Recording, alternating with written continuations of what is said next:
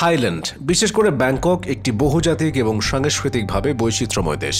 এখানে বিভিন্ন দেশের মানুষ বসবাস করেন এবং তাদের মধ্যে বাঙালিরাও উল্লেখযোগ্য একটি সম্প্রদায়। থাইল্যান্ডে বসবাসরত বাঙালিদের সংখ্যা দিন দিন বৃদ্ধি পাচ্ছে এবং তারা দেশের বিভিন্ন এলাকায় ছড়িয়ে থাকলেও নির্দিষ্ট কিছু এলাকায় তাদের ঘনত্ব বেশি। থাইল্যান্ডে বাঙালিদের অধিকাংশের রাজধানী ব্যাংকক শহরে বাস করেন। এখানে মূলত বাণিজ্য, ব্যবসা এবং কাজের সুবিধার জন্য তারা বসবাস করছেন। ব্যাংককের মধ্যে বিশেষ করে নানা, প্রাতুনাম এবং রাম কামহেং এলাকায় বাঙালিদের সংখ্যা উল্লেখযোগ্য।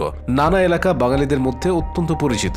এটি একটি জনপ্রিয় পর্যটন কেন্দ্র হওয়ার পাশাপাশি এখানকার পরিবেশ বাঙালিদের জন্য আরামদায়ক। নানা রাস্তাগুলোতে প্রচুর বাঙালি রেস্তোরাঁ, হালাল খাবারের দোকান এবং মসজিদ রয়েছে। এই এলাকায় ভারতীয় এবং বাংলাদেশি ব্যবসায়ীদের বেশ ভালো উপস্থিতি রয়েছে, যা নতুন প্রবাসীদের জন্য যোগাযোগ এবং সহায়তার সুযোগ সৃষ্টি করে। প্রাতুনাম এলাকাটি ব্যাংককের একটি প্রধান বাণিজ্যিক এলাকা। এখানে অনেক বাঙালি পাইকারি এবং খুচরা ব্যবসা পরিচালনা করেন। বিশেষ করে কাপড়ের ব্যবসায় এই এলাকায় বাঙালিদের উপস্থিতি চোখে পড়ার মতো। পাইকারি বাজার হওয়ার কারণে এখানে কাজের সুযোগ বেশি, যা বাঙালি শ্রমিক ও ব্যবসায়ীদের আকৃষ্ট করে। রাম কামহেং এলাকাটি শিক্ষার্থীদের জন্য পরিচিত। এখানে অনেক বাংলাদেশি শিক্ষার্থী উচ্চ শিক্ষার জন্য আসেন এবং পড়াশোনার পাশাপাশি আংশিক সময়ের কাজ করেন। এলাকাটিতে বাংলাদেশি খাবারের দোকান এবং ইসলামিক সাংস্কৃতিক কেন্দ্র থাকায় এটি বাঙালিদের জন্য বিশেষভাবে আরামদায়ক।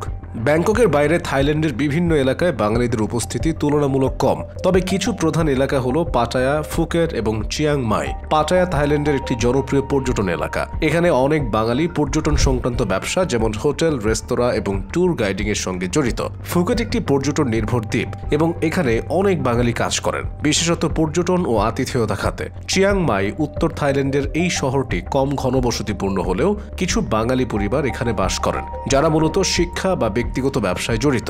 এই এলাকাগুলো বাঙালিদের জন্য জনপ্রিয় কারণ এখানে ব্যবসার সুযোগ ভালো, যেখানে বাঙালিরা সফলভাবে বিভিন্ন ব্যবসা পরিচালনা করছেন।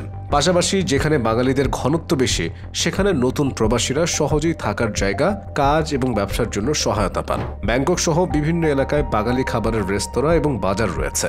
এছাড়াও ঈদ, দুর্গাপূজার মতো উৎসব পালনের মাধ্যমে বাঙালিরা তাদের সংস্কৃতি বজায় রাখছেন। রাম কামহেং এর মতো এলাকায় ইসলামিক সাংস্কৃতিক কেন্দ্র এবং অন্যান্য ধর্মীয় প্রতিষ্ঠানের উপস্থিতি বাঙালিদের জন্য আকর্ষণীয়।